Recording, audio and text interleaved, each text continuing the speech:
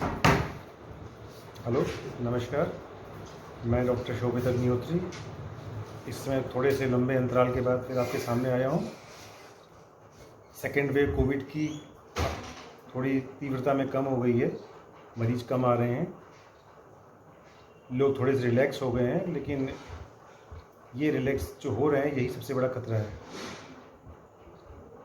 Covid ख़त्म नहीं हुआ है, मरीज अभी भी आ रहे हैं, थोड़े कम हो गए हैं, थोड़ी अब हमें मृत्यु या बीमारी गंभीर सुनने में कम आ रही है, लेकिन मरीज अभी भी बराबर बने हुए हैं। और अभी हमारे सामने एक थर्ड वेव का भी खतरा बना हुआ है, और थर्ड वेव में बहुत से लोग बता रहे हैं कि थर्ड वेव बच्चों के लिए खतरनाक है। उसके लिए सरकार पूरे अभी से प्रयास सरकार ने शुरू कर दिए हैं।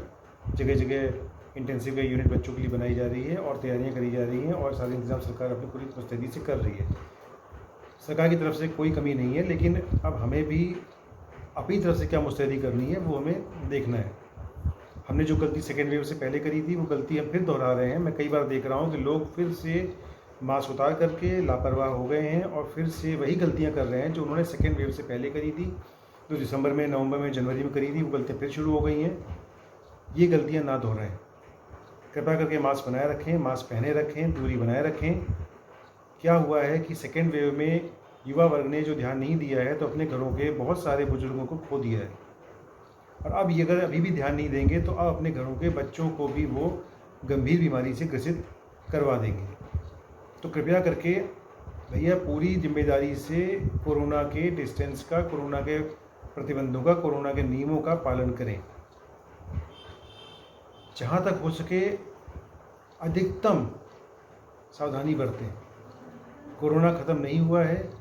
यह जो आप लोग मनों में सोचे बैठे हैं कि भाई अब कम हो गया है, रिलैक्स हो जाएं।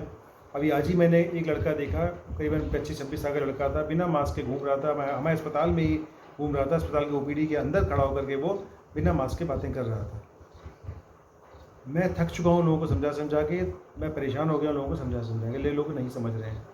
अभी अपने घर के बुजुर्गों को खोया है, जब अपने बच्चों को खोना शुरू करेंगे तब भी शायद उनकी समझ में नहीं आएगा। ये तो छोटी सी कोरोना की बात होगी। अब आजकल एक नई समस्या शुरू हो गई जिसे हम लोग फंगल इन्फेक्शन बोल रहे हैं। म्यूकरमाइकोसिस, ब्लैक फंगस बहुत तेज़ी से फैल रहा है, जिसके बारे में लोग डर भी रहे हैं और परेशान भी हो रहे हैं। अस्पताल आते हैं बहुत से मरीज, से इसी डर की वजह से सामों कोई ब्लैक फंगस तो नहीं हो गया। तो एक बात हमें ध्यान रखनी पड़ेगी कि ब्लैक फंगस है क्या। ये एक फंगल इन्फेक्शन है। फंगल इन्फेक्शन हम लोग सब जानते हैं, दांत एक्जिमा वगैरह बचपन से जीते चले आ रहे हैं मरीजों को, ये फंगस इन्फेक्शन होता है। फंगल इन्फेक्शन जनरली परेशान नहीं करता है, आमतौर पर परेशान नहीं करता है, लेकिन जिसकी प्रतिरोधक क्षमता कमज़ोर हो जाती है उनको ये फंगल इन्फेक्शन परेशान करता है। कोविड मरीजों में आमतौर पर देखा गया है कि जो डायबिटिक पेशेंट थे, जिनको मधुमेह की बीमारी थी, उनमें यह कोविड बीमारी ने ज़्यादा परेशान किया। मृत्यु दर ज़्यादा उनमें पाई गई, ज़्यादा गंभीरता वाली बीमारियाँ उन्हीं में पाई गई। और इसमें एक और चीज़ पाई गई कि जो लोग बॉर्डरलाइन डायबिटिक हुआ करते थे, जिनको कभी कभार शुगर बढ़ा करती थी, वो अब क्लियर कट डायबिटिक हो गए कोविड के बाद से। तो जिनको कोविड हो चुका है और अगर वो डायबिटिक भी हैं तो उनको अतिरिक्त गंभीरता की आवश्यकता है। ऐसे मरीजों में अगर ज़रा सा भी उन्हें समस्या हो रही, जैसे कि आँखों में कोई समस्या हो रही है, आँखों में कीचड़ निकल रहा है, आँखें चिपक रही हैं, या आँखों के पीछे दर्द हो रहा है, या नाक में कोई समस्या हो रही है, नाक बंद हो रही है, बार बार ब्लॉक नोज हो रही है, नाक बह रही है, या जबड़ों में दर्द हो रहा है, या कान पीछे गले में समस्या आ रही है, सर में दर्द हो रहा है, तो ये सब म्यूकरमाइकोसिस या ब्लैक फंगस की निशानियाँ हो सकती हैं। ऐसी स्थिति में आप बिल्कुल भी सावधानी बरतें, बिल्कुल भी लापरवाही ना करें, तुरंत अस्पताल जा कर के डॉक्टर को दिखाएँ। जगह जगह सरकार ने अलग इसके लिए इंतज़ाम किए हैं, अलग ओपीडीज़ चल रही हैं, आई डिपार्टमेंट की, ईएनटी डिपार्टमेंट की, डेंटल विभाग की, और जनरल जो फिजिशियंस और चेस्ट फिजिशियंस डिपार्टमेंट्स हैं उनकी भी चल रही हैं। तो इसे पूरी ध्यान दिया जा रहा है। ज़रा सी भी आपको कोई समस्या आती है और अगर आपको कोविड हो चुका है तो तुरंत जा कर के आप डॉक्टर से मिलें, अस्पताल में जाएँ, अपने चेकअप करवाएँ। यह एक खतरनाक बीमारी है। किसी मरीज में ये शांति से अंदर चलती रहती है, ज़्यादा समस्या नहीं करती, और एकदम से जब पकड़ में आती है तो फिर बहुत लाइलाज स्थिति में आ जाती है, जिसका इलाज करना बहुत मुश्किल है। इसका इलाज बहुत महंगा भी है और बहुत लंबा भी है। इसमें कई इंजेक्शंस ऐसे हैं जो रोज़ एक लगेगा और 3-3 महीने तक इंजेक्शन लगाने पड़ते हैं, तब भी ठीक होने की दर बहुत कम होती है। तो बीमारी को उस स्थिति तक ना पहुंचने दें और फंगल इन्फेक्शन से ख़ास तौर से बच के रहें।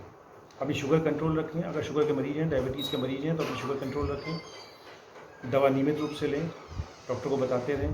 क्योंकि क्या हो रहा है कि कोविड बीमारी की दवा के तौर पे स्टेरॉइड्स वगैरह, जिन्हें हम लोग मिथाइलप्रेडनिसोलोन या मेड्रोल नाम से या और कई नाम से दवाइयाँ आती हैं, वो चलाई जा रही हैं, जो ज़रूरी भी हैं, मजबूरी में चलाई जाती हैं, क्योंकि वही इलाज है उसका। लेकिन उसका साइड इफ़ेक्ट होता है, तो शुगर बढ़ जाती है कभी कभी। तो बिना डॉक्टर के सुपरविज़न के कोई भी सी दवा अपने आप से ना लें। कोविड में भी कोई दवा अपने आप से ना लें, डॉक्टर के सुपरविज़न में लें। और अगर आपको किसी भी तरह की समस्या आ रही है तो तुरंत जाके डॉक्टर से मिलें। फंगल इन्फेक्शन घातक इन्फेक्शन है और बहुत मुश्किल से इलाज होता है इसका, तो इससे भी बिल्कुल भी लापरवाही ना बरतें, शुगर कंट्रोल रखें। ये छोटी छोटी 2-3 बातें जो आपको बताना चाह रहा था कि भाई अभी भी कोरोना गया नहीं है, तीसरी वेव का खतरा है। तीसरी वेव में अभी तक बताया जा रहा है कि बच्चों को ज़्यादा खतरा होने की संभावना है। तो कृपया करके इसको थोड़ा गंभीरता से लें, मास्क पहनें, दूरी बनाए रखें। और फंगल इन्फेक्शन के जो लक्षण मैंने आपको बताए हैं, आँख में, नाक में, गले में, जबड़े में, मुंह के इस हिस्से में दर्द हो रहा है, यहाँ दर्द हो रहा है, आँख के पीछे दर्द हो रहा है, गले में कोई समस्या हो रही है, नाक बंद हो रही है, या चेहरे के ऊपर आपके यही जगह पे कहीं ब्लैक स्पॉट आ रहे हैं, तो तुरंत जाके डॉक्टर से मिलें और अपनी जांच कराएं। आज के लिए मेरे ख्याल से इतना बहुत है। धन्यवाद। अगली बार फिर कोई नई जानकारी लेके आपसे मिलेंगे। ध्यान रखें अपना, अपने बच्चों का, अपने परिवार का, अपने बुजुर्गों का ध्यान रखें और सलामत रहें, सुरक्षित रहें। नमस्कार।